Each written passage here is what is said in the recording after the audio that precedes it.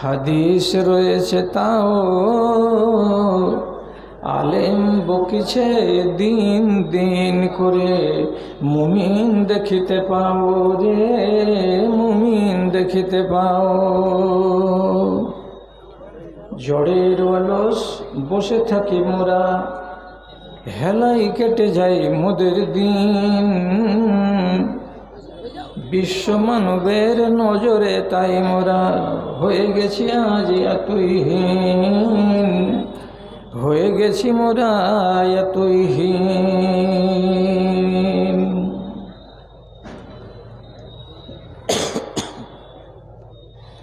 শ্রদ্ধেয় সভাপতি সাহেব, সমবেত এই এলাকার বিভিন্ন প্রান্ত থেকে, বিভিন্ন গ্রাম পাড়া মহল্লা থেকে মাদ্রাসার একগাদা ভালোবাসাকে বুকে নিয়ে ও ইমানি জজবাকে সাথে নিয়ে উপস্থিত বিভিন্ন শ্রেণীর ছোট বড়, ধনী ও গরিব, শিক্ষিত ও অশিক্ষিত আমার প্রাণের ভাই এবং বন্ধুগণ, তথা পুরুষ মজলিস থেকে আলাদা মহিলা মহলে স্ক্রিনের সামনে এখানে ওখানে বসে থাকা আমার স্নেহের, আমার আদরের মা ও বোনেরা, আমি আল্লাহ রাব্বুল আলামিনের শুকরগুজারি করছি এবং তার সংক্ষিপ্ত স্তুতিবাদ গাইছি যে মধ্যখানে কিছুদিনের ব্যবধানকে ঘুচিয়ে আবার আপনাদের মুখোমুখি হওয়ার আল্লাহ সুযোগ করে দিয়েছেন। আমি কিছু কথা আপনাদের সামনে রাখছি, কথাগুলোর প্রতি আমার আশা ভরসা একটু সুবিচার করবেন।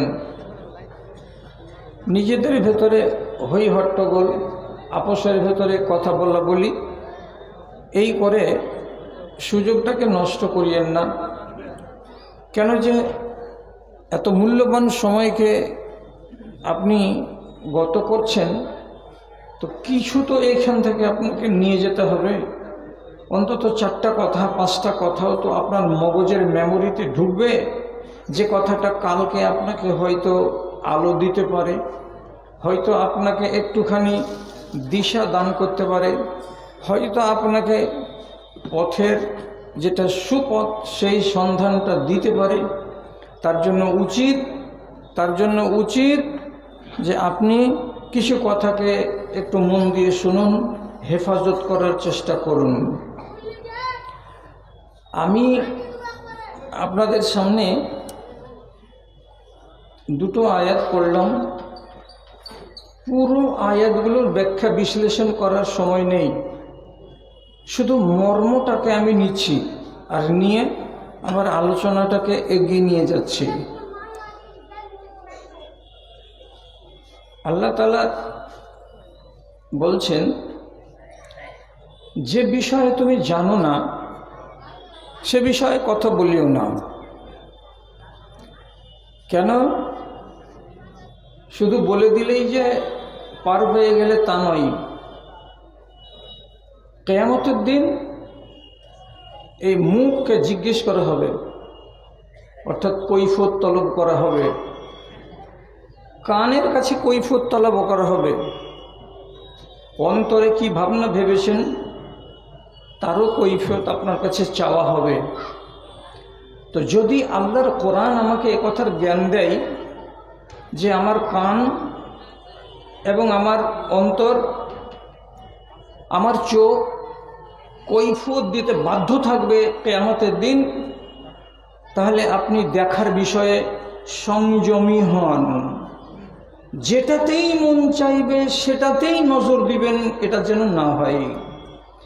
যেটাই শুনতে ভালো লাগবে সেটাতেই কান লাগাবেন, এটা যেন না হয়।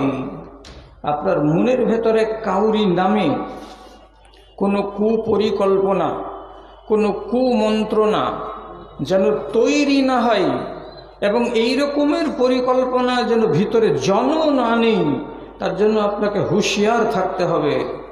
যেহেতু আমি জবাবদিহি করতে একদম বাধ্য আছে কিয়ামতের মাঠে আল্লাহ তাআলা জবাব চাইবেন এইগুলোর কাছে।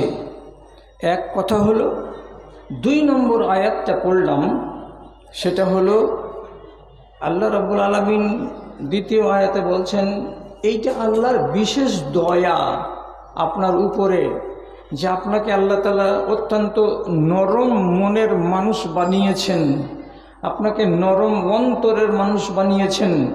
আপনাকে যদি রুক্ষ মেজাজি বানাতেন, আপনাকে যদি হট মেজাজি বানাতেন, তাহলে আপনার ডানে আপনার বামে আপনি মানুষ পেতেন না।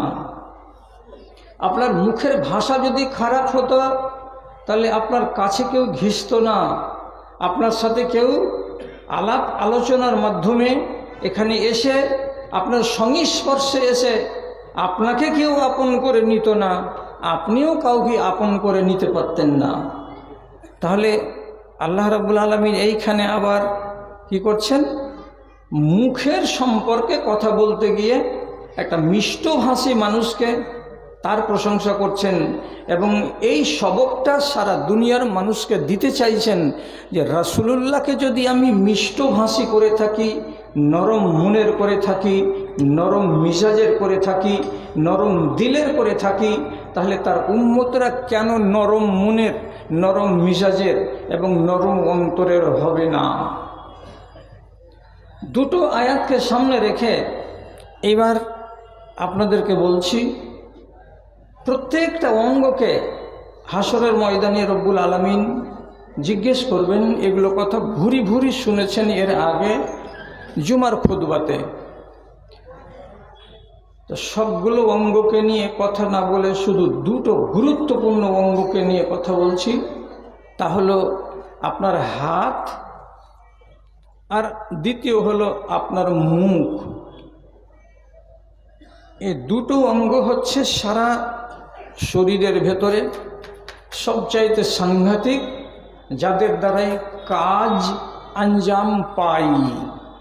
হাতের দ্বারাই কাজ হয়, মুখের দ্বারাই কাজ হয়। এই দুটো অঙ্গের দ্বারাই বেশি মানুষের মনে, মানুষের অন্তরে প্রতিফলন ঘটে। হাত উঠে যায় সহজে, মুখ চলে যায় সহজে। এই জন্য দুটো অঙ্গকে নিয়ে কয়টা কথা আপনাদেরকে দিচ্ছি, মেমোরিতে রাখুন, হেফাজত করবেন, বাড়ি নিয়ে যাবেন, ইনশাআল্লাহ কাজ দিবে।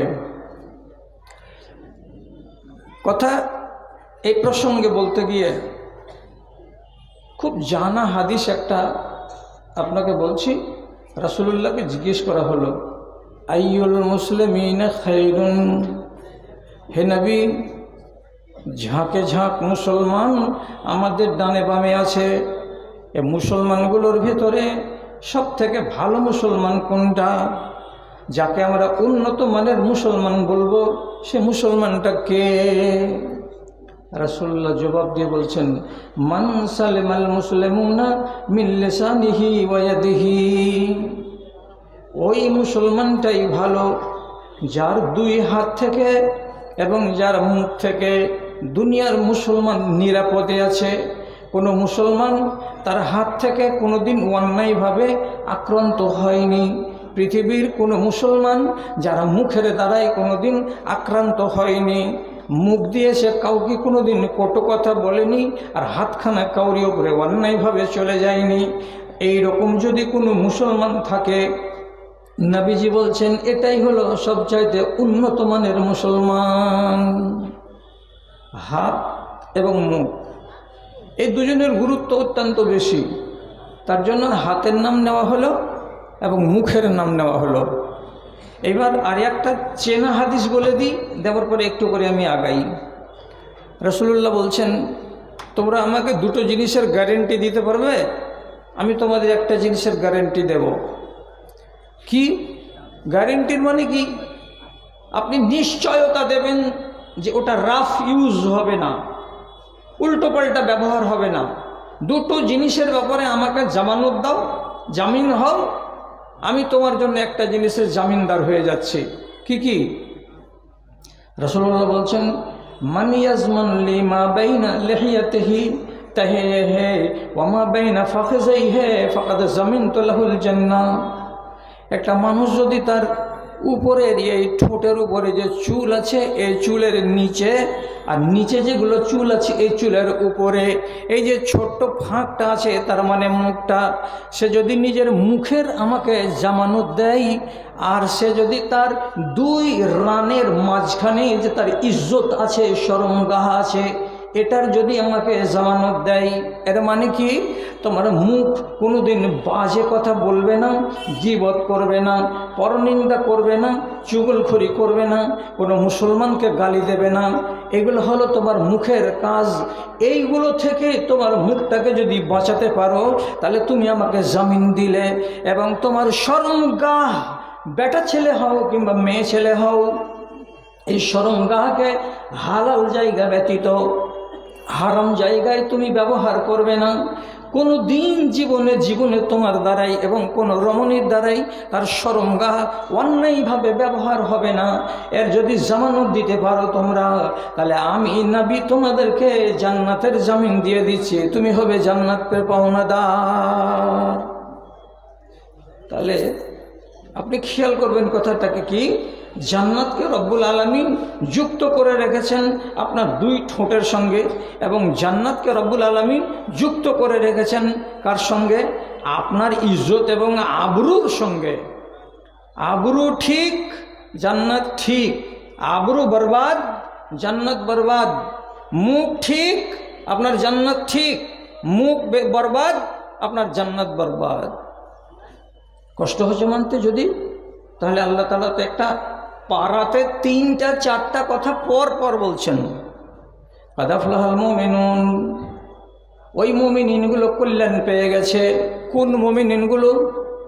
আল্লাহ তাআলা বলছেন আল্লাযীনা হুম ফি সালাতিহিম খাশিউন, যারা মন দিয়ে নামাজ আদায় করে।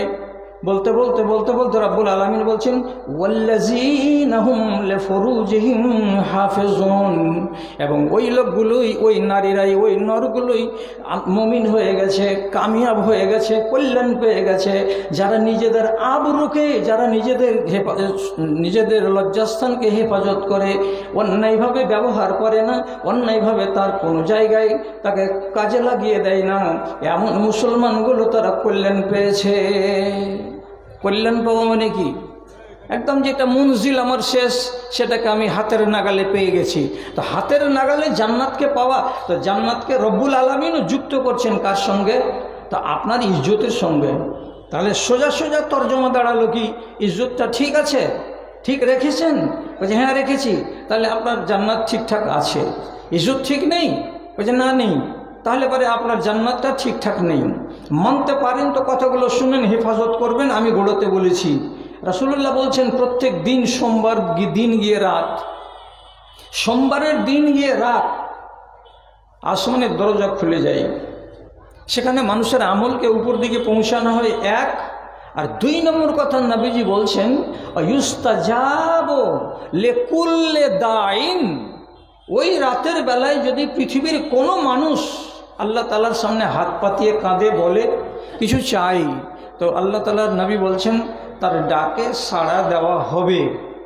এটা নবীজি একদম গ্যারেন্টি দিয়ে কথা বলছেন যে ওই রাতে যারা আল্লাহকে ডাকবে তার ডাকে সাড়া দেওয়া হবে। কিন্তু নবীজি বলছেন, কথার দিকে খেয়াল করুন, নবীজি বলছেন ইল্লা লিজানিন, তবে এমন একজন লোক, যে লোকটা বিবাহ শাদী করে নেওয়ার পরেও আজও নিজেকে জিনার ভেতরে ডুবিয়ে রেখেছে। তবে ওই মেয়েটি বিবাহ শাদী করে নেওয়ার পর আজও কোনো লোকের সঙ্গে তার নাজায়েজ সম্পর্ক লুকিয়ে লুকিয়ে হয়ে থাকে। স্বামীকে ফাঁকি দিয়ে তার সম্পর্ক আছে অন্য কোনো লোকের সঙ্গে, এবং স্ত্রীকে ফাঁকি দিয়ে কোনো পুরুষ লোকের সম্পর্ক আছে অন্য কোনো নারীর সঙ্গে, অথচ এই সম্পর্ক হলো হারাম। নবীজি বলছেন এমন বেটা ছেলে যদি আল্লাহর কাছে দোয়া করে এবং এমন নারী যদি আল্লাহর কাছে দোয়া করে, তো রাসূলুল্লাহ বলছেন তোমাদের 2 জনের দোয়া কবুল হবে না। আর এই 2টো লোককে বাদ দিয়ে পৃথিবীর যত মানুষ দোয়া করবে, আল্লাহ রাব্বুল আলামিন বলছেন, নবী বলছেন ইউস্তাজাবু লাহু, তার ডাকে সাড়া দেওয়া হবে এবং সে যেটা চাইছে তাকে তাই দেওয়া হবে। কি বোঝা গেল? আল্লাহর কাছে আমি জান্নাত চাইবো রাতের বেলায় উঠে, মালিক আখেরি জীবনকে আমার তুমি কামিয়াব বানায়ো, এটাই তো হলো জান্নাত চাওয়া। আমি চাইতে গেছি তো আমার গ্লানি আছে গায়ে। কি গায়ে গ্লানি আছে? যে আমি বিবাহ শাদী হয়ে যাওয়ার পরেও আমি নিজেকে পাক দামান রাখতে পারিনি। তাহলে আপনার দোয়া উপরে যাচ্ছে না, উপরে দোয়া যাচ্ছে না, তো আল্লাহর জান্নাত স্থির হচ্ছে না। ঠিক তেমনি একজন নারী, সে যদি আল্লাহর কাছে আখেরাতের জিন্দগিতে কামিয়াবি চাই, এর মানে হলো জান্নাত কামনা করা, কিন্তু তার গায়ে ময়লা লেগে আছে। ময়লা যদি এখান থেকে খসাতে না পারে তো জীবনে কোনোদিন তার দোয়া কবুল হবে না। কবুল হবে না মানে সে নিজের আখেরাতের জিন্দগিতে ঠিকানাটাকে নিশ্চিত করতে পারবে না। এটাই হলো হাদিসের তর্জমা। তাহলে শেষের বেলায় খোলাসা দাঁড়ালো এই, হাতটাকে ব্যবহার করবেন একটু ভেবে চিনতে, এ কথাটা মনে রাখবেন। আর মুখটার ব্যবহার করবেন একটু মাপজোক করে, যেখানে ইচ্ছা সেখানে মুখ চালাবেন না, আর যেখানে ইচ্ছা সেখানে হাত চালাবেন না। এই দুটো জিনিসকে একটু মার্জিত আকারে ব্যবহার করবেন। নতুবা একদিন আপনাকে খুব আফসোস করতে হবে, হাত কেন চালালাম। নতুবা আপনাকে আর একদিন আফসোস করতে হবে, আমি কিসের জন্য মুখ চালাতে গেলাম। এইরকম হট করে মুখ চালিয়ে দেওয়া খেসারত গুনতে হবে আপনাকে। উদাহরণ দেব, খেয়াল করুন কথার দিকে। রাসূলুল্লাহ এক যুদ্ধ থেকে চলে আসছেন, এক ঝাঁক লোক আছে সাথে, সাহাবী আসছেন। রাস্তায় এক মহিলা, তার উট ক্লান্ত হয়ে গেছে, চলতে পারে না, বারে বারে পিছিয়ে যাচ্ছে। তো দল থেকে যখন পিছিয়ে যাচ্ছে তখন মগজটা গেছে তার খারাপ হয়ে, আরেকবার মনের রাগে উটের তল পেটে জোর করে এক লাত মেরে দিয়ে আরবি ভাষাতে উটটাকে বলছে, হাল ইয়ামাল উনাত, জোরে জোরে হাঁট এই অভিশপ্ত উট, জোরে জোরে হাঁট এ লানতি উট, কেন ধীরে ধীরে হাঁটছিস। রাসূলুল্লাহ এগিয়ে চলে গেলেন আর আমি পিছে পড়ে থেকে গেলাম। এ কথাটা বলতে গিয়ে মুখের ভাষা ব্যবহার করলো, কি বলে, এই লানতি উট জোরে জোরে হাঁট, এ অভিশপ্ত উট জোরে জোরে হাঁট। একটা জানোয়ারকে কি বলল? লানতি, অভিশপ্ত। তো অভিশপ্ত তর্জমাটা কি আসলে দাঁড়ায়? যে আল্লাহর রহমত থেকে দূরীভূত হয়ে গেছে তাকে বলা হয় অভিশপ্ত। তো জানোয়ারটা যদি আল্লাহর কাছ থেকে রুজি পায়, তো তাহলে তোমার কথাতে ও অভিশপ্ত হলো কেমন করে? তোমার মন খারাপ হলো তো তুমি আর কিছু করো, তো তুমি মুখ দিয়ে চট করে বলে দিলে, এই লানতি উট, অভিশপ্ত উট, জোরে জোরে হাঁট। এ কথা কেন বলতে গেলে মুখে চুকে গেল, মুখের ভাষাটাকে সামাল দিতে পারল না। লাভ কি হলো? রাসূলুল্লাহ নিজের উটের লাগামকে ধরে টেনে থমকে দাঁড়ালেন। দাঁড়ার পরে জিজ্ঞেস করলেন মুখ ফিরিয়ে, মালিল কায়েল, কে বললো এমন কথা গো? এই দলের লোক তোমরা কে বললে এমন কথা? লোকেরা দেখিয়ে দিয়ে বলছে যে এই উটের যে আরোহী আছে সেই এই কথাটা বলল। রাসূলুল্লাহ কি সাজা দিলেন? আনজিলু মা আলাইহি মিনাজ জাদ, সাহাবীরা এই উটের উপরে যতগুলো আমাদের সামান আছে নামিয়ে নাও। ওই মহিলাকে উটের উপর থেকে নিচে নামিয়ে দাও, আর দেওয়ার পরে উটের গলা থেকে দড়িটাকে খুলে দাও, উটটাকে এমনি করে ধাক্কা দিয়ে ইশারা করে ছেড়ে দাও, দল থেকে আলাদা হয়ে যাবে। আর ওই সামানগুলো তোমরা নিজেদের উটের উপরে ভাগ করে নাও, তারপরে তোমরা চলো, তোমরা হাঁটতে থাকো, উটটাকে দলে আর নিও না। কেন নিব না? এই মেয়ে ছেলেটির মুখের ভাষায় এতটাই খারাপ হলো যে একটা উট অবলা প্রাণী, তার কোনো দোষ নেই, তার কোনো ঘাট নেই, কোনো অসুবিধা নেই, অথচ তাকে সে লানতি বানিয়ে দিয়েছে। লানত তার উপরে হবে না, কিন্তু তোমাকে শিক্ষা দেওয়ার জন্য যে তোমরা অন্যায়ভাবে মুখটাকে ব্যবহার করে তাকে লানতি কেন বানাতে গেলে। উট যা শিখবে তুমি বেশি করে শিখবে, তার জন্য উটটাকে ছেড়ে দাও, জঙ্গলে চড়ে বেড়াবে। সাহাবায়ে কেরাম বলছেন, দেখেছি ওই উটের দুধ কেউ খেত না, দেখেছি ওই উটের উপরে কেউ চড়তো না, দেখেছি উটকে কেউ তো আমার উট বলে তার গলায় দড়ি লাগাতে যেত না। কেন? যে একটা মানুষের মুখের ভাষার কারণে উটটা লানতি হয়েছে। আর রাসূলুল্লাহ জিন্দেগির মতো তাকে মানুষের ব্যবহার থেকে খারিজ করে দিয়েছেন। একটা মেয়ে ছেলের মুখের ভাষাতে কতটুকু মানে এর মন্দ প্রতিক্রিয়া ঘটল। রাসূলুল্লাহর বাড়িতে বাহির থেকে একটা লোক আওয়াজ দিয়েছিল, আসসালামু আলাইকুম ইয়া রাসূলুল্লাহ। রাসূল বাড়িতে আছেন, দেখা করবে, কথা বলবে। এরা সব রসুল্লাহর হলো শাইদা, এরা হলো আল্লাহ পাকের রসুলের উপরে কুরবান জানেওয়ালা মুসলমান। তো লোকটার আওয়াজ শুনে আম্মা আয়েশা ডিহুড়ির মাঝখানে এসে উঁকি মেরে দেখলেন, তো লোকটার সাইজ একটু ছোট, যাকে আমরা বলি বেটে, বেটে মানুষ। তাহলে লম্বাও আল্লাহর, বেটেও আল্লাহর, মাঝারি সাইজও আল্লাহর, কালো আল্লাহর, সাদা আল্লাহর। মা আয়েশা রসুলুল্লাহকে গিয়ে রিপোর্ট করছেন কি জানেন, একটু ভাষাটাকে অন্য করেই বলছেন যে এরকম একটা ব্যাঠে, বা আমাদের যেমন দেশের ভাষা আমরা বলি যে একটা খুঁট বেড়া সাইজের একটা মানুষ, এরকম একটা নাট্টু মানুষ বাইরে দাঁড়িয়ে আছে আপনার অপেক্ষাতে। তো একটা মানুষকে যদি ভালো ভাষাতে বলি যে বেটে, তো বেটেকে বেটে বলা যাবে না, কটাকে কটা বলা যাবে না। কোনো মুচির ছেলেকে যদি সামনে দেখেন, আপনি এ কথাটা বলতে পারবেন না যে এই মুচির ছেলে, এই কথাটাতে তাকে লজ্জা লাগবে, তার জন্য এমন শব্দ ব্যবহার করতে নিষেধ আছে। তো মা আয়েশা কি করলেন, লোকটাকে বলছেন এইরকম বেঠে মানুষ বাড়ির গোড়াতে এরকম দাঁড়িয়ে আছে। রাসূলুল্লাহ বলছেন, তোমার মুখ দিয়ে যে কথাটা বের হলো তো কি হবে এতে? লাকাদ মাজিজতা বিকালিমাতিন, তোমার মুখ থেকে এমন একটা শব্দ বেরোলো, এই শব্দটাকে যদি ধরতে পারতাম আমি হাতে, আর এটাকে যদি কোনো পুকুরে ফেলে দিতাম, কোনো ঝিলে ফেলে দিতাম, নদীতে ফেলে দিতাম, তাহলে আয়েশারে এই কথাটা আল্লাহ রাব্বুল আলামিনকে এত না পছন্দ হয়েছে যে তোমার এই শব্দটাকে যদি নদীতে ফেলে দিতাম, পুকুরে ফেলে দিতাম, ঝিলে ফেলে দিতাম, তো তার পানিগুলো সমস্ত দুর্গন্ধযুক্ত হয়ে যেত, মানুষের ব্যবহারের যোগ্য রইত না। ভেবে চিন্তে কথা বলো। কাউরি সম্বন্ধে কোনো কথা বলতে যাবে তো একটু ভাববে না, আর না ভেবেই এইভাবে উল্টট পালট করে দিবে, তো পরিণামটা কি দাঁড়াতে পারে এটা কি তোমার চিন্তাতে আসে না? এর উদাহরণ আমাদের সমাজে অনেক। আমি সমাজের উদাহরণ দিয়ে আপনাদের কাছে খারাপ হব না। যাক, যেখানে যেটা হচ্ছে মূল হাদিস থেকে সে জ্ঞান যদি নেওয়ার থাকে তো আলহামদুলিল্লাহ সে জ্ঞান পেয়ে যাবে। কোনো মানুষকে কটাক্ষ করা, কোনো মানুষকে গাল দেওয়া, কোনো মানুষের আইব বের করা, কোনো মানুষকে সামনাসামনি অভদ্র ভাষায় আক্রমণ করা, এগুলো কতটা মারাত্মক জিনিস, এগুলো থেকেই শিখতে হবে।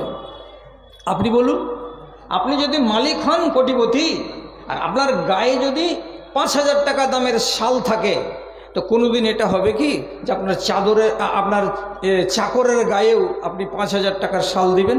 এটা হয়? আপনার গায়ে যদি কি থাকে ১,০০০ টাকা মিটারের জামা থাকে, তো আপনি কি এরকম করবেন যে আপনার বাড়ির যেটা চাকর তাকেও আপনি ১,০০০ টাকা মিটারের পায়জামা পাঞ্জাবি করে দিবেন? চাকর চাকরের মর্যাদায় থাকবে, মনিব মনিবের মর্যাদায় থাকবে। অথচ ব্যতিক্রম ঘটেছে, একদম সেটা সহিহ হাদিসে আলোচনা হয়েছে। হযরত আবু যর রাদিয়াল্লাহু তাআলা আনহু একদিন বাড়ি থেকে বেরিয়ে আসছেন, তা হাদিস কি বলছে? আলাইহি হুল্লাতুন ওয়া আলা গুলামিহি হুল্লাতুন।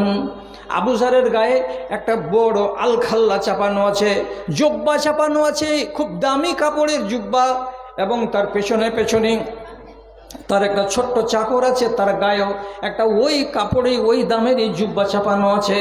দেখে দূরে থেকে মনে হচ্ছে এটা বাপ এবং এটা বেটা, না হলে একই মানের, একই মূল্যের, একই ডিজাইনের কাপড় মনিবের গায়ে কেন আর চাকরের গায়ে কেন? দূরে থেকে যারা চেনে না, যারা জানে না, তারা মনে মনে বলবে এরা বাপ বেটা, কিন্তু আসলে এরা বাপ বেটা নয়, একটা হলো মালিক আর একটা হলো চাকর। লোকেরা দেখেই প্রশ্ন করছে, কি ব্যাপার, আপনার গায়ে যে চাদর, এই আপনার চাকরের গায়ে ওই চাদর, একই রকমের চাদর চাপানোর মানেটা কি? কি ব্যাপার, কি হয়েছে? আবু যর জবাব দিয়ে বলছেন, আমি একটা ভুল করেছিলাম। কি ভুল? আইয়াতুহু বিউম্মিহি, এই ছেলেটাকে আমি খুঁজছিলাম কাজের জন্য একদিন, ঠিক সেই সময়ে আমার চোখের সামনে ছিল না। কিছুক্ষণ পর যখন ছেলেটা সামনে এলো, তখন আমি ওকে একটু রাগ করে বললাম, আইনা কুনতা ইয়াবনা সৌদা, এই কালি কালোটি বেটি ছেলের বেটা, এ কালিয়া মেয়ে ছেলের পেটের বাচ্চা কালা, তোর মাও কালো, তুইও কালো, কালো বেটি ছেলেটার পেট থেকে পয়দা হওয়া এ কালোর বেটা কোথায় ছিলি এতক্ষণ? তোকে কেন খুঁজে পাওয়া যাচ্ছিল না? আমি কালো, তো আমাকে বলো যে কালো, সেটা তো বলা যাবে না তবুও। কিন্তু তুমি আমাকে না বলে আমার মাকে টেনে এনে এ কালোর পেটের কালো, এটা কেন বললে? আমার মা কি দোষ করেছিল? কথাটা শিকায়ত হয়ে গেল নবীজির কাছে। রাসূলুল্লাহ সাথে সাথে আবু যরকে ডেকে বলেন, আবু যর আইয়ার তাহু বে উম্মিহি, তুমি কি এই ছেলেটাকে লজ্জা দিয়েছো তার মাকে টেনে? আবু যর আর উত্তর কিছু না দিতে পেরে সোজা ভাষায় বলছেন, জি আমি কিন্তু অপমান করেছি এই ছেলেটাকে, ওর মাকে টেনে কথা বলেছি বলে ওর মাকেও বলেছি কালো, আর কালোর পেটে তুই ছেলে তুইও কালো, এ কথাটা আমি বলেছি, ঠিক কথা। তখন রাসূলুল্লাহ সাথে সাথে বলছেন, ইন্নাকা আমরুন ফিকা জাহেলিয়া, তুমি এমন একজন মানুষের মানুষ যে জাহেলিয়াতের যুগের সমস্ত গ্লানিকে মুছে ফেলে দিতে পেরেছো বটে, কিন্তু একটা চরিত্র তোমার ভেতরে থেকে গেছে। এই চরিত্র নিয়ে তুমি বাঁচিও না, এই চরিত্র থেকে তোমাকে মুক্ত হতে হবে। তোমার জুবানটা চলে গেছে রাব ভাবে, এই অন্যায়ভাবে কাউরি উপরে জুবান চালাতে পারো না।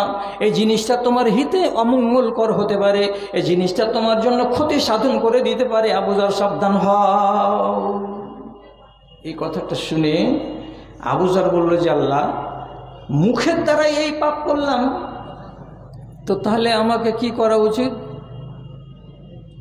এই জন্য আমি করেছি কি, দামি কাপড়ের চাদর গায়ে দিয়ে এসেছি আমি, আর দামি কাপড়ের এই হুল্লা তার গায়ে চাপিয়ে দিয়েছি।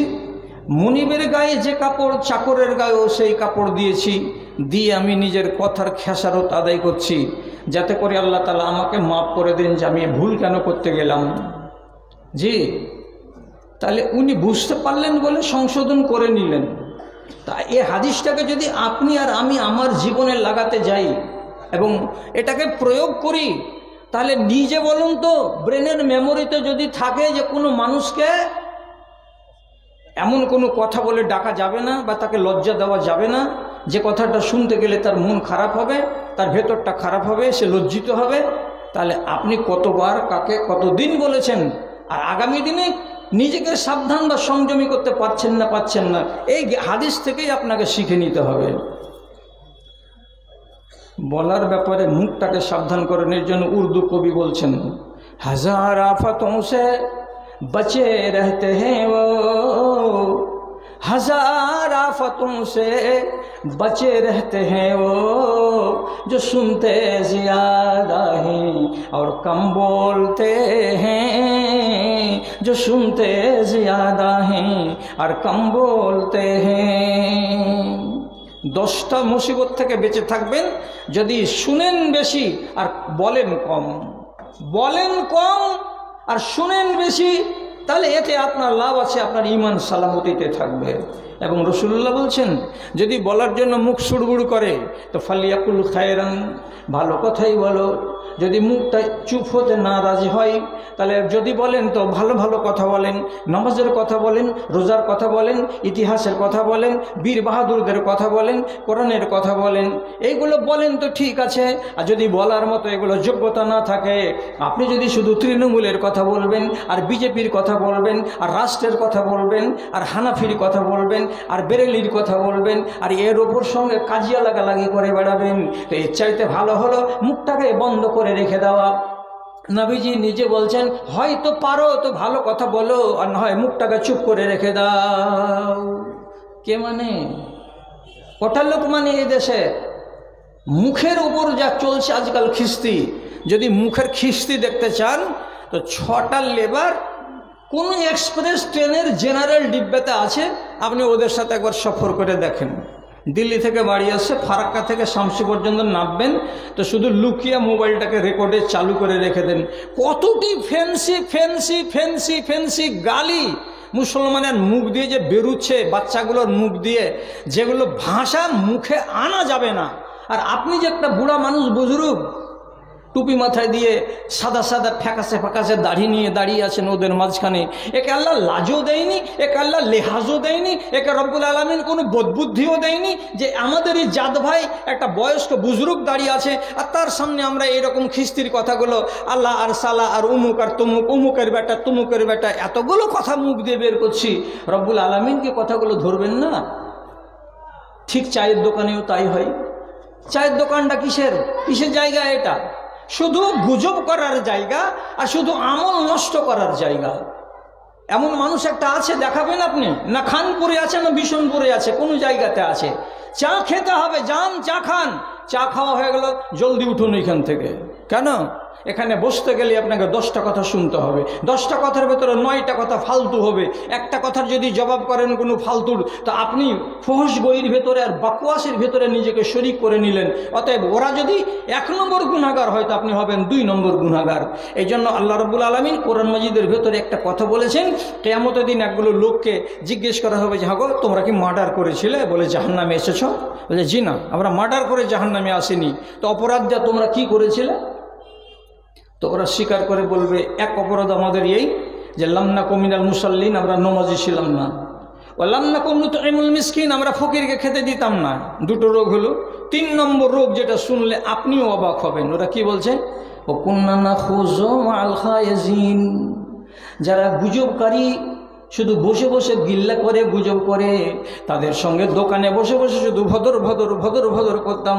উমুকের বেটিকে নিয়ে পালিয়ে গেছে, উমুকের বেটা উমুকের বেটির সঙ্গে ধরা পড়ে গেছে, উমুক উমুকের জমিকে মেরে দিয়েছে, উমুক উমুকের সঙ্গে এই করে দিয়েছে। রিপোর্ট সত্য নয় মিথ্যা নয়, কিছু যাঞ্চ করা করি নাই। আপনি অংশগ্রহণ করছেন, খুশি মনে 10 জন বলছেন, 4 জনে শুনছে, 4 জন বলছেন, 10 জনে মেরে শুনছেন। এই যে বসে বসে ভদর ভদর ভদর ভদর করে সময় কাটানো, এটা 1 নম্বর কারণ হলো আল্লাহর জাহান্নামে যাওয়া। লেখা আছে কোরআন মাজিদে, যে মানবে সে মানবে, যে না মানবে সে না মানবে। ভাই আমার, হাতটাকে কি সংযমী করে রাখবেন? কিছু হয়ে গেলে তাড়াম করে কষে দিবেন কাউরি গালে। তা হাতটাকে কি সংযমী করে রাখা যাবে? গোড়াতে বলেছি, যার হাত থেকে আর যার মুখ থেকে দুনিয়ার মানুষ রেহাই পেয়েছে সে হলো 1 নম্বর মুসলমান। আর আজকে হাত চালিয়ে দিবেন আর দেওয়ার পরে বাড়ি এসে শুধু একাই বলবেন না মারাটাই ভালো ছিল। এত হবে না। হাত চলে গেছে কাউরি উপরে, সেই হাত যতক্ষণ পর্যন্ত আপনি ক্ষমা না নেবেন ওর কাছ থেকে, ততক্ষণ পর্যন্ত রেহাই নেই। এই জন্য হাতখানাকে চালাবেন তো খুব সাবধানী। আমি অনেক কথা বলতে পারি, কিন্তু অনেক বলবো না, সময়ের দিকে দেখে বলছি। হযরত উসমান গনি রাদিয়াল্লাহু তাআলা আনহু একটা ডান্ডা হাতে করে নিয়ে মসজিদে খুতবা দিতে দাঁড়াতেন, মসজিদে নববীতে। যেই লাঠিটা রাসূলুল্লাহ ব্যবহার করেছেন, আপনি বলুন সেই লাঠিটার সম্মান আছে না নাই? কত ইজ্জতের লাঠি। এই লাঠিটা রাসূলুল্লাহ হাতে করে খুতবা দিয়েছেন। তারপর আবু বকর সিদ্দিক খুতবা দিয়েছেন। তারপর আবু বকরের পরে হযরতে উমর ফারুক রাদিয়াল্লাহু তাআলা আনহু ওই লাঠিটাকে হাতে করে নিয়েই জুমার মসজিদে দাঁড়িয়ে দাঁড়িয়ে খুতবা দিয়েছেন। সেই লাঠিকে হাতে করে নিয়েই আবু বকর সিদ্দিক হযরতে উসমান গনি রাদিয়াল্লাহু তাআলা আনহু খুতবা দিচ্ছিলেন। শেষকালে হযরত উসমানের যুগে বড় কোন্দল হলো ইসলামী রাষ্ট্রে। আর হযরত উসমানের অনেক লোকেরা ভুল ধরে নিল। ভুল ন্যায্য নয়, এগুলো মানুষের মুখে মুখে মুখে মুখে তৈরি হওয়া ভুল। এই ভুলের কারণে হযরত উসমানকে অনেক কথা শুনতে হয়েছে। তো যাই হোক, মানুষের মুখের ভুল, বলে দেওয়া ভুল, বাস্তবে ভুল নয়, তবুও লোকের ভেতরে চর্চা, উসমান ঠিক খলিফা নয়, উসমান গনি ঠিক খলিফা নয় বলে চর্চা হতে লাগলো। শেষে মরবার কিছুদিন আগে হযরতে উসমান মদিনা মসজিদে রাসূলুল্লাহর ওই লাঠি হাতে করে খুতবা দিচ্ছেন। খুতবা চলছে, এমন সময়তে এই খুতবার কথাগুলো মসজিদে বসে থাকে একটা লোক, তার নাম হলো জাহজাহ গেফারি। ওকে শুনতে খারাপ লাগলো। শুনতে যখন খারাপ লাগলো তো আরে বাবা, শুনতে খারাপ লাগলো তো এখানে বসে চুপচাপ শুনো। খালিফা যখন মসজিদ থেকে বের হবেন তখন যে বলবেন আপনার এটা কথা ঠিক লাগেনি, আপনি এটা কেন বলতে গেলেন, প্রতিবাদ করো ওইখানে গিয়ে। কিন্তু খতিব খুতবা দেবে আর তুমি খুতবা চলাকালীন তাকে বাধা দেবে, এই অন্যায়টা কেন তুমি করতে গেলে?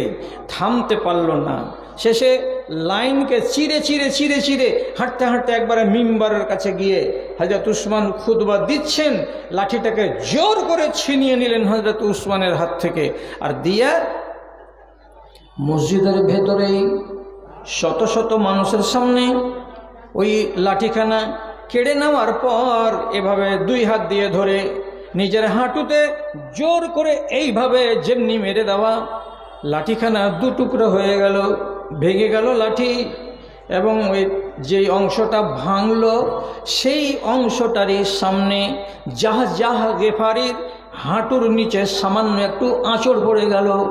আঁচড়ের দিকে খেয়াল করলো না, সামান্য একটু রক্ত বেরোলো, হাত দিয়ে মুছে দিল, লাঠিটাকে ফেলে দিল। হযরত উসমান গনি মনের দুঃখে খুতবা থেকে নেমে গেলেন, মিম্বার থেকে নেমে গেলেন। তিনি নমাজ আর আদায় করতে পারলেন না, চলে গেলেন বাড়ি। খুতবা পড়ালেন, সম্পূর্ণ করলেন। আর একজন লোক বাড়িতে গিয়ে চোখ দিয়ে পানি ঝরছে, ওরে আল্লাহর বান্দারা, তোমরা তো নবীর সাহাবী, রাসূলুল্লাহর আদর্শগুলো তোমাদের ভেতরে থাকার কথা। আমি খুতবা দিচ্ছিলাম, যতই বড় ভুল করে থাকি তোমরা আমাকে খুতবার কালে কেন অপমান করলে? আর এভাবে লাঠিখানাকে কেন ভাঙতে গেলে?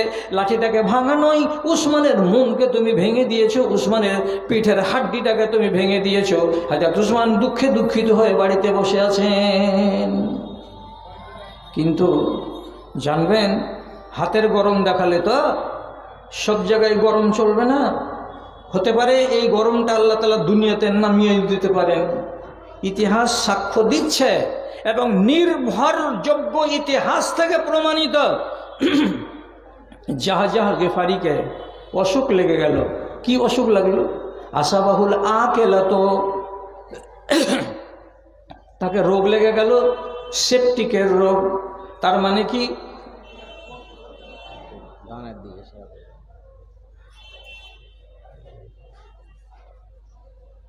আমার তো 1.5 ঘন্টা টাইম আছে, কতক্ষণ লাগাবো ওদিকে? কতক্ষণ ওইদিকে লাগাবো তাই বলছি। কতক্ষণ? 15-20 মিনিট আরও এখন সময় আছে আপনার। ঠিক আছে। তাকে সেপটিকের রোগ লেগে গেল। সেপটিক চিনেন তো আপনারা? যেই ঘাটা দিনের দিন বড় হয়, বড় হলো হতে হতে হতে হতে শেষ পর্যন্ত পায়ের হাঁটুটা কেবলমাত্র একটু মাংসের সাথে জুড়ে ছিল, কিছু কাজ করছিল না। ওই হালাতে মরে গেল, কবরে চলে গেল। মরার আগে 10 বার করে বলছে এই হাঁটুর রোগটা এমনি রোগ নয়, এই হাঁটুতেই আঘাত দিয়েছিলাম পবিত্র লাঠিতে।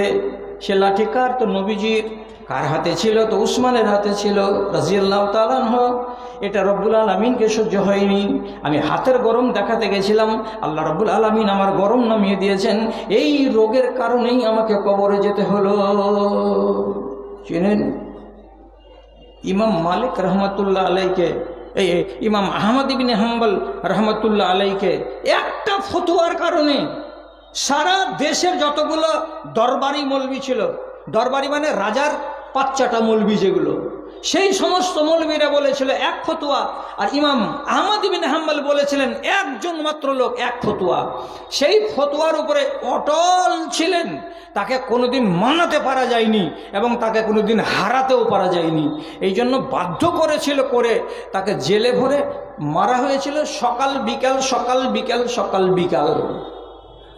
মার খেয়ে খেয়ে খেয়ে খেয়ে বেচারির শরীরের কোনো একটা জায়গা দাগহীন ছিল না। মরবার আগে অসুখ লাগলো, তো অসুখটা সবচাইতে যেটা বড় অসুখ, উনার পিসাবের দ্বার দিয়া ফোটা ফোটা ফোটা ফোটা সবসময় রক্ত পড়ত। কত বড় অসুখ হলো এই মার খাওয়ার কারণে। এইবার উনি তো চলে গেলেন কবরে। একজন তাবেঈ তিনি বলছেন, মনে শখ জাগলো যে একটা লোক, যে লোকটা ইমাম আহমদ ইবনে হাম্বলকে কোড়া মারত, এত বড় আলেম, যার সম্বন্ধে ইতিহাস বলছে যে উনি 11 লক্ষ হাদিসের হাফেজ ছিলেন, তার ভেতরে তিনি সংকলন করেছেন 5.5 লক্ষ হাদিসকে সহি বলে, আর বাকিটিকে নেননি। এত বড় জালিলুল কাদার আলেমের উপরে হাত উঠাতে তোমাকে লজ্জা লাগেনি? বাদশার বেতনভুক্ত বলে তুমি আলেমকে পিটিয়েছ দিনের পর দিন, দিনের পর দিন, দিনের পর দিন। এত বড় অন্যায় কাজ যার হাত দিয়ে হয়েছে, সেই হাতওয়ালা লোকটা এখন কেমন আছে একটু দেখে আসি তো। 2-4-10 মিনিটের রাস্তা খরচ করে খানপুর থেকে নজরপুর এইটুকু রাস্তা গেল, দেখতে গেল যে ইমাম সাহেব তো কবরে চলেই গেছেন, তো ইমাম সাহেবকে অন্যায়ভাবে তুমি যে মেরেছিলে তোমার হালাত কি আছে একটু দেখি।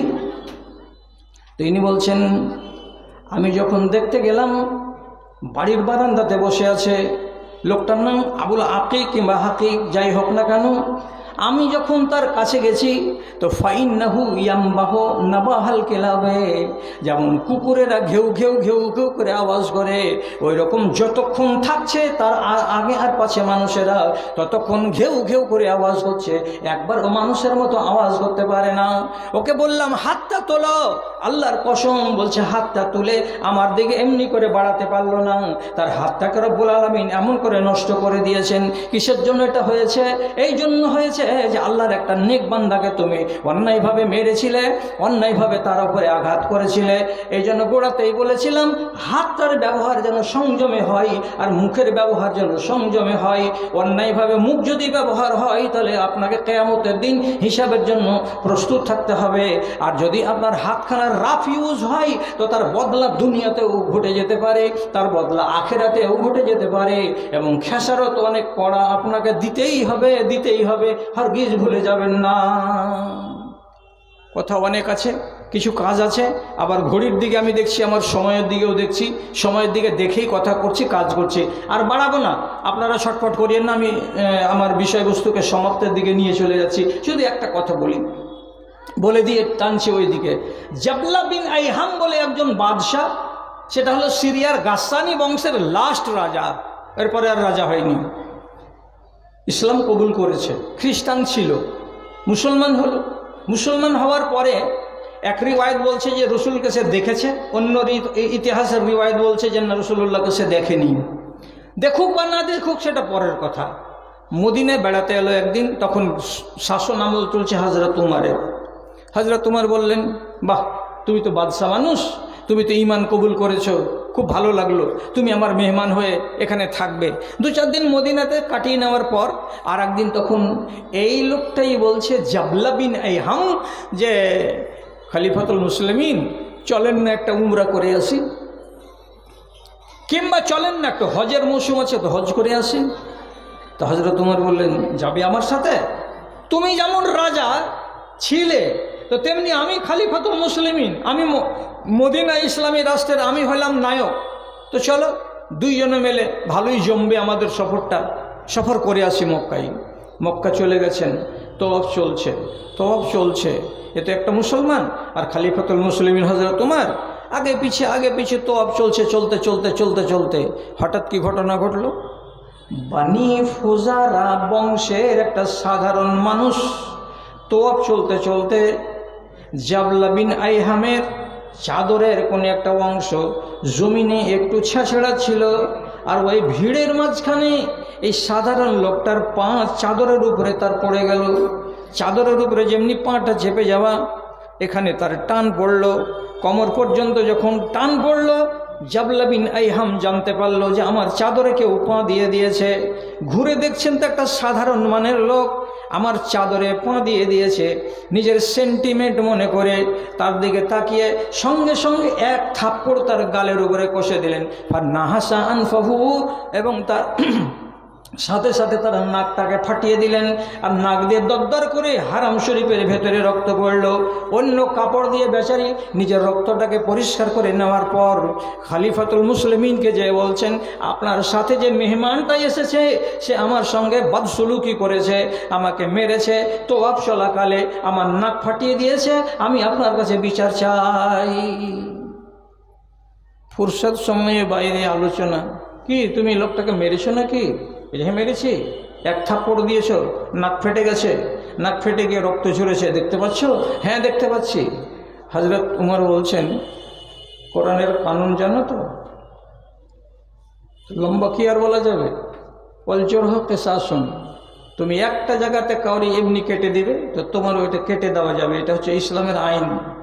দাঁত ভাঙলে দাঁত, চোখের বদলে চোখ, কানের বদলে কান, নাকের বদলে নাক, হাতের বদলে হাত।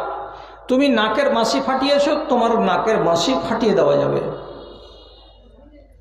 চট করে বলছে, আনা মালিকুন ওয়া ইন্নাহু সাউকুতুন, আমি হলাম রাজা আর এ তো সাধারণ লোক। আপনি বলছেন যে এই লোকটা আমার নাকের মাসি ফাটাবে, এটা মানা যায় কোনোদিন নাকি? রাজার সম্মান বলে কিছু নেই। হযরত উমর বলছেন কি, ইসলাম গরিব দুঃখী ফকির রাজা সবার জন্য এক, তোমার জন্য আলাদা নয়। কোরআনের কানুন, নাক ফাটিয়েছ নাক ফাটা যাবে। বলছে এটা তো মানা যাবে না। তো খলিফাতুল মুসলিমিন বলছেন, ফারজেহু, যাও যে লোকটাকে বুঝিয়ে সুঝিয়ে 200টা টাকা দিয়ে হোক তুমি ওকে মানিয়ে নাও। আমার মতো লোক একটা থার্ড ক্লাস লোককে গিয়ে মানাতে যাবে, এটাও তো সেন্টিমেন্টে লাগছে, এটা কি করে করা যায়? বলছে তাহলে তুমি তৈরি থাকো, তোমার বদলা নেওয়া হবে। লোকটা কেস করেছে, তার রায় হলো এটাই, নাকের বদলে নাক, তোমার নাককে কালকে আঘাত করা হবে, নাকের বাঁশিকে ফাটানো হবে আগামীকাল সকাল। কথাটা চলতেই ছিল, সময় নিয়ে নিল যে এখন নয়, আপনাকে আমি ভেবেচিন্তে জবাব দিব। ভেবেচিন্তে কি জবাব দিবে? এই যে সেন্টিমেন্ট হয়ে গেল যে একটা ছোট শ্রেণীর লোক আমাকে মারবে আর আমার নাক ফাটাবে, এটার নাম বদলা, এটা আমি মানতে পারবো না। শেষ পর্যন্ত রাতের বেলায় চুপচাপ তার যতগুলো সাঙ্গপাঙ্গ ছিল তাদেরকে নিয়ে মক্কা থেকে রাতারাত পালিয়ে চলে গেল। বদলা নেওয়া হলো না, থেকে গেল ওই অবস্থায়। রাগ করলো, এমন কড়া রাগ, বলে দিয়ে গেল তোমার এই ইসলামকে পছন্দ করি না, আমার দরকার নাই ইসলামকে, ইসলামের ভেতরে থাকার। আমি চলে গেলাম। চলে যাওয়ার পরে সে গেল তো গেল, সিরিয়ায় পালিয়ে চলে গেল, আর ওখানে যাওয়ার পরে খ্রিস্টান হয়ে গেল, আর খ্রিস্টান হয়ে বাকি জীবনটাকে কাটালো। যখন মরণের টাইম এলো তখন আফসোস আফসোস করে করে বলছে, আহারে রহমতের ছায়ায় গেছিলাম, দিন ইসলামকে কবল করেছিলাম, কোরআনের আইনকে 100% মেনে নিতে পারিনি, আমি হাত চালিয়ে দিয়েছিলাম, আমি নিজেকে সামাল দিতে না পেরে। তো তার বদলায় যদি আমার নাকটা ফাটিয়ে দেওয়া যেত, এটাই মেনে নিতে হতো, তাহলে আমার মরণটা ইমানের মরণ হতো। আমি যদি লোকটার গালে হাত দিয়ে, ঘাড়ে হাত দিয়ে তাকে বুঝিয়ে নিতে পারতাম, তাহলে এটাই আমার জন্য মঙ্গল হতো। আমি রাগ কেন করতে গেলাম, আমি হাত কেন চালাতে গেলাম, আমি ভাবলাম না কেন, না ভেবে কাজ করার কারণে আজকে শেষ বয়সে আমাকে খ্রিস্টান হয়ে মরতে হচ্ছে। আর যদি মুসলমান হব তো মুসলমান হওয়ার মতো মুখ নাই, লজ্জায় আমি কাউকে বলতে পারি না। শেষ পর্যন্ত খ্রিস্টান হালাতেই তাকে দুনিয়া ছেড়ে চলে যেতে হয়েছে। দেখেন, ভাবনাটা ভাবেন, তওয়াফের কালে কাউকে মারা উচিত চলবে? ফালা রাফাসা ওয়ালা ফুসুকা ওয়ালা জিদালা ফিল হাজ্জে, জানার পরেও তুমি তওয়াফের কালে একটা লোকের উপরে হাত চালিয়ে দিচ্ছ, এটাও ঠিক হয়নি। তো যাই হোক, কথাটা বলছিলাম, আপনাকে আল্লাহ হাত দিয়েছে, আমাকে আল্লাহ হাত দিয়েছে, আপনাকে আল্লাহ মুখ দিয়েছে, আমাকে আল্লাহ মুখ দিয়েছে। এই নিয়ামতগুলোর কদর করতে শিখুন। এই নিয়ামতগুলোর বেকদরি করে আপনি কৈফিয়তের জন্য এইরকম ঝামেলাতে পড়তে যাবেন না, আর আল্লাহ তাআলা আপনাকে গিরফত করবে এইরকম যে সম্ভাবনা তৈরি হরগিজ করবেন না। এটা আপনাদের মতো ভাইগুলোর কাছে আমার অনুরোধ।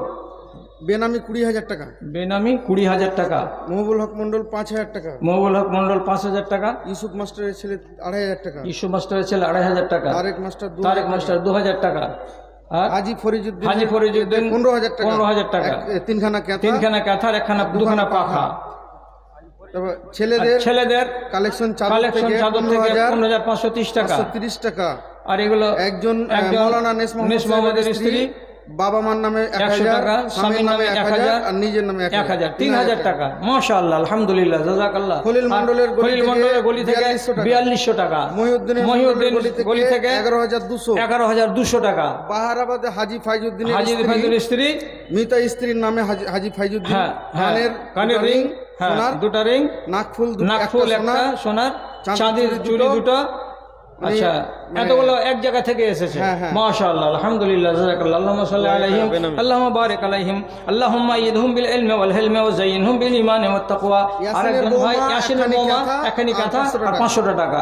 আরেকজন আমার ভাইকে এখানে এসে দিলেন 2000 টাকা দান।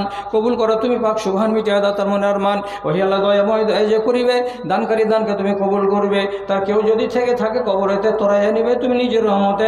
রব্বানা তাকাব্বাল মিন্না ইন্নাকা আনতাস সামিউল আলিম। আমিন আমিন বিরহমাতিকা ইয়া আরহামার রাহিমিন।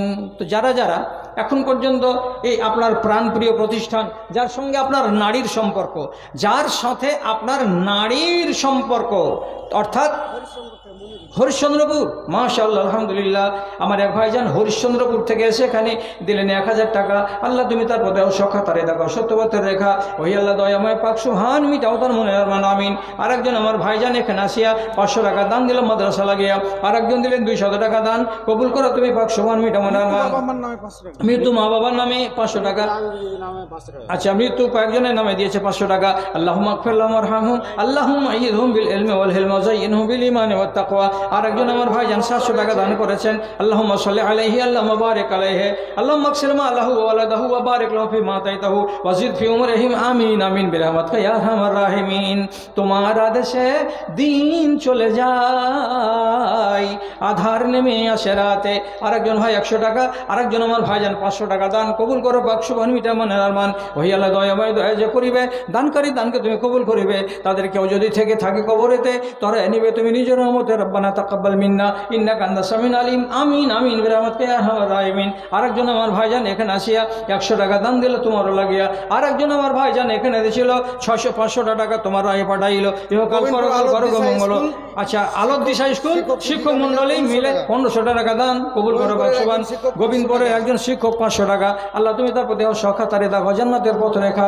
ওহি আল্লাহ দয়াময় মেহেরে করিবে, দানকারী দানকে কবুল করিবে। একজন 100 টাকা।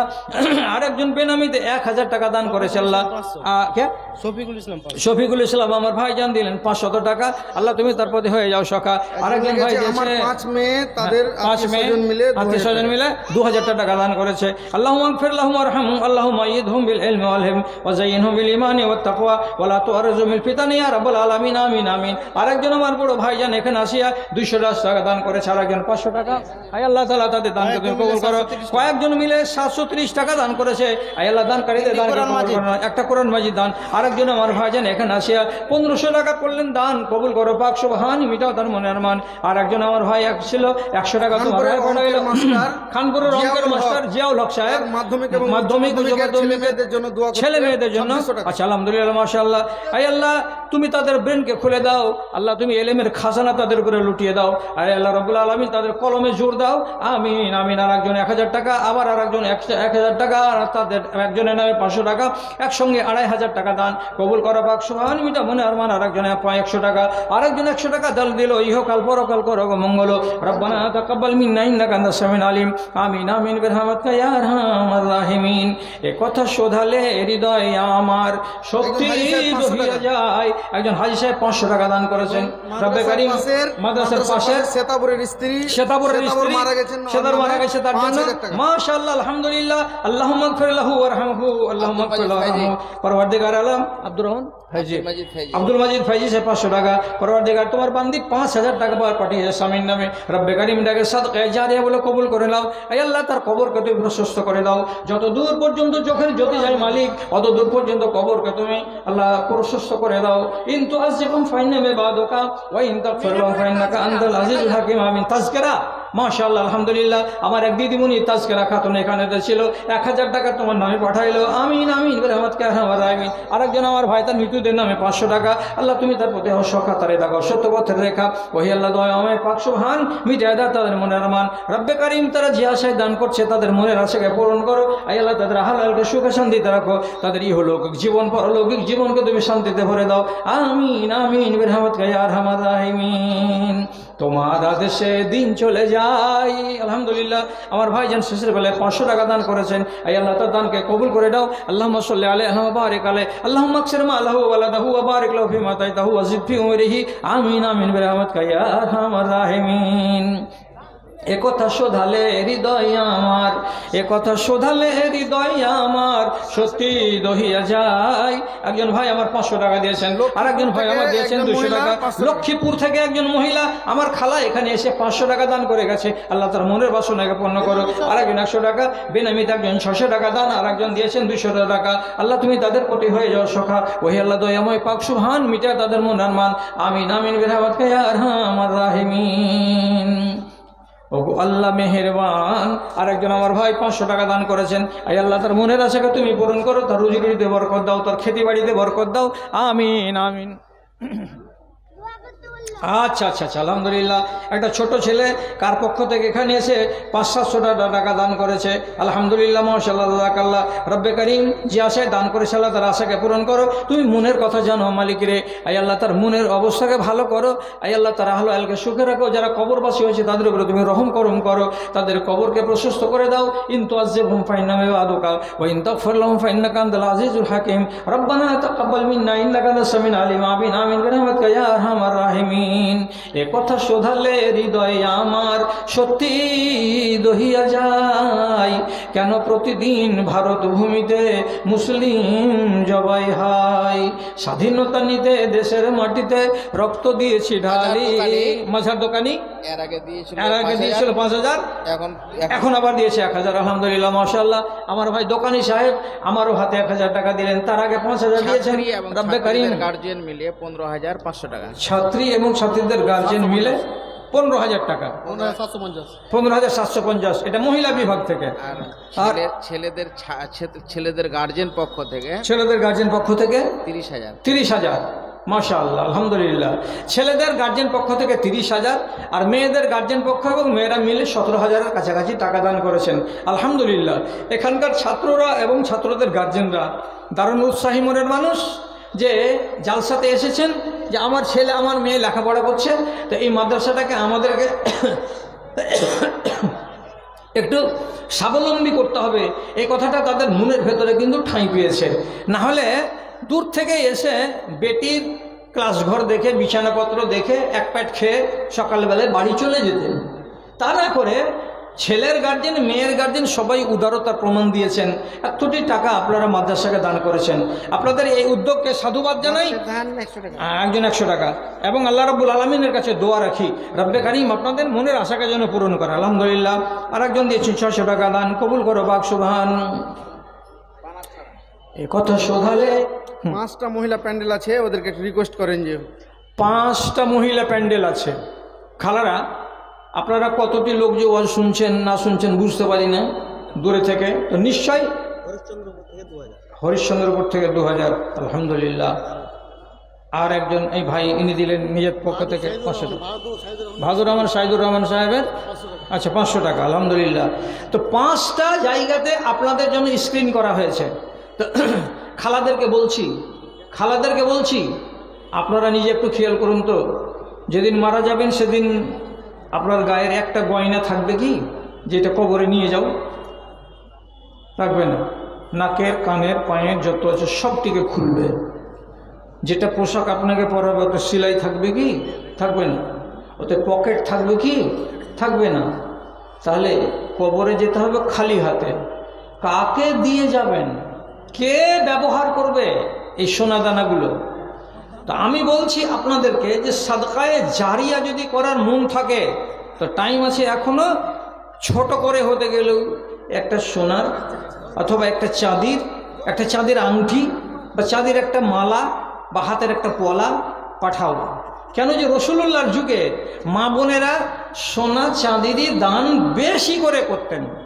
রসুলুল্লাহর যুগে মা বোনেদের দান হলো সোনা আর চাঁদি। এত চাঁদি উঠতো আর সোনা উঠতো যে হযরত আলী বলছেন আমি যখন ওইগুলোকে টোনাতে করে ধরতাম, আঁচলে করে ধরতাম, তখন আঁচল আমার হাত থেকে নুইয়ে জমিনে ছিঁড়ে পড়ে যাওয়ার মতো হতো। তাহলে কতটা করে তারা দাম দিতেন? আপনাদের সুবিধা করব বলে জালসা কমিটি 5টা প্যান্ডেল করেছে।